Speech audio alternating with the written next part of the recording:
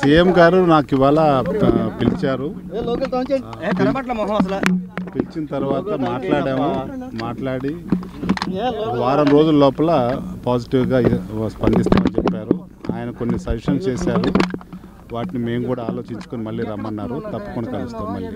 అంటే మీ సీటు మార్పుకు సంబంధించి ప్రచారం జరుగుతుంది, దర్శి ఏమైనా క్లారిటీ ఇచ్చారు సార్? దాని గురించే చెప్పారు. ఇంకా 2-3 రోజుల్లో ఫైనల్ చేసుకుంటాం. అది మళ్ళీ అంటే 2-3 ఆప్షన్స్ చెప్పారు. మళ్ళీ కూర్చొని మళ్ళీ మాట్లాడుతామని చెప్పాము.